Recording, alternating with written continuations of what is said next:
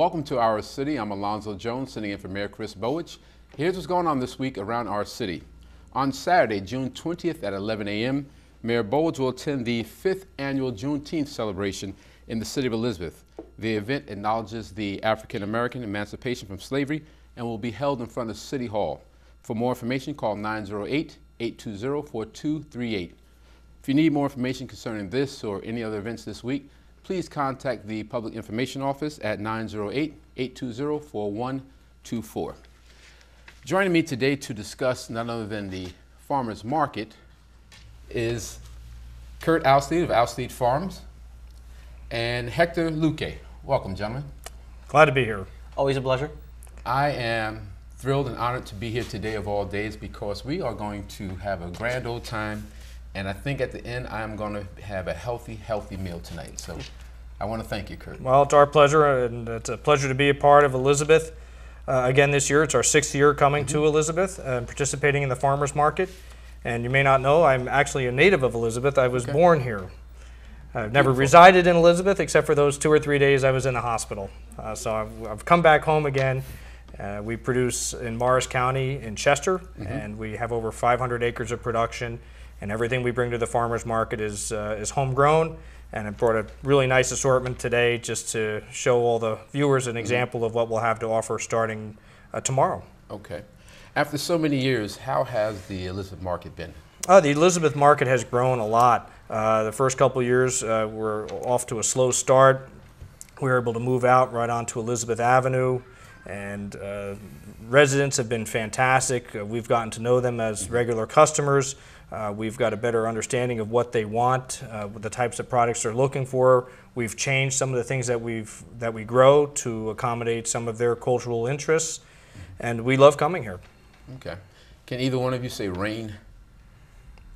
Well, it's been raining quite a bit lately. We've had Indeed. some bad weather. So how has the bad weather affected the growing season? Interestingly, it's been cool and a little bit wet. For us, we can deal with a lot of adversity. We do a lot of different cultural practices so that we're prepared for difficult weather. And I'd say that the main impact right now has just been a little bit of a delay in the maturity of certain crops. So for instance, instead of seeing homegrown peaches on July 5th, we may see them a week later on July 12th. But the quality of the products has been great.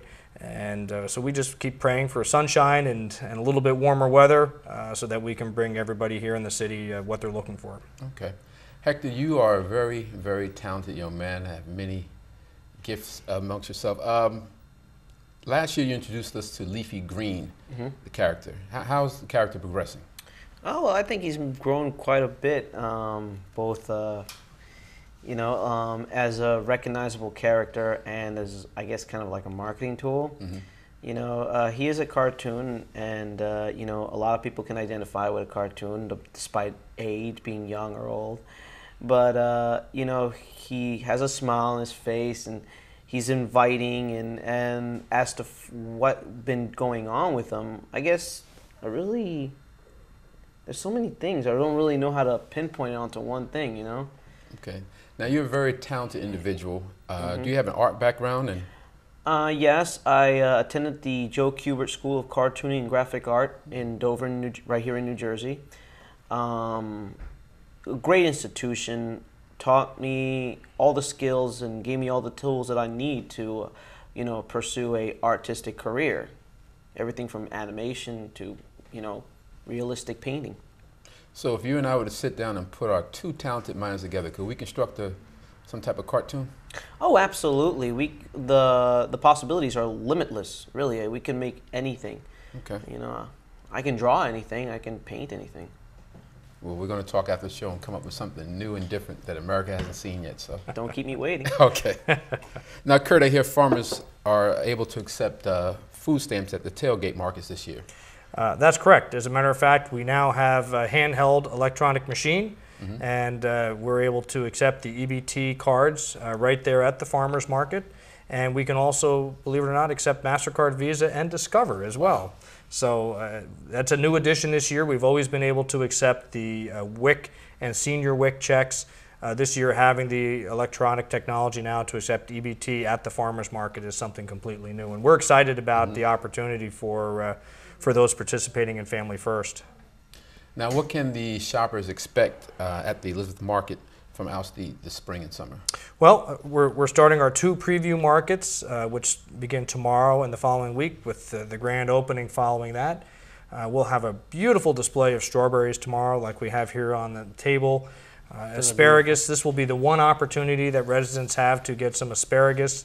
Leafy greens, leaf lettuces, both red and green, the kale, collards, Can we kohlrabi. sample some of this? Sure, this is You all want to it? stay. I've been staring at these strawberries I all saw that. day. I want you to- I just Have to. it. You have to tell the So viewers. what did you bring with you today, Kurt? Well, we've got homegrown strawberries. That is And- possibly the juiciest strawberry I've ever had. Fantastic. Well, thank you. And one of the things, a lot of people are used to seeing these giant, big strawberries in the grocery stores that are shipped from California or Florida, and these varieties are very impressive looking, but they were developed for shipping. And the varieties that we're able to grow here in New Jersey, while they're smaller, are much more flavorful. And it's a limited season. It'll probably only be the next 2 to 3 weeks that we'll have strawberries available here in the market. So it's really important, if people enjoy fresh strawberries, they want to come out now and get them while they can. I want to know how you got the strawberries to be so ruby red. They're gorgeous. That's God's gift. You know, we just we follow the instructions, and He does the rest. And He's probably 75% of the equation. We don't have a lot of control. So we have strawberries, and what else? We have peas. Those are peas, and we have 3 different types of peas. We have snow peas, English peas, which are also called shelling peas that open up, and you can pull the peas right out. You mind if I open one of these up? No, I brought them here for you to enjoy. You're not going to eat this What is raw, the are you? what is the proper way to open up a pea? Right at the seam. Just take your fingernails, and there you go, and you can see the peas inside. Pop one in your mouth. I'm sure you'll find it's probably pretty sweet. That's actually very sweet. Yeah, Yes. it's delicious. They're very sweet, and we also have sugar snap peas, where you would eat the entire pod with the peas inside. So we have 3 different types of peas that we'll You have should really tomorrow. try this. It's fantastic. This kid will eat anything. That's at any time. Go, man. Yeah, but he has no body weight. I'm very active. It's all on me. It's the painting. I want to see what else you're going to eat out here today. So asparagus, and this is the week for asparagus. We're going to finish up our harvest next week, so we likely won't have any next week. Asparagus starts the end of April here in New Jersey. If asparagus is one of the leading crops in New Jersey, and we grow several acres of it. We start harvest the end of April, and we finish, unfortunately, in the middle of June. So it's a very limited season for the farmers market. So this is the one opportunity to come out and get it.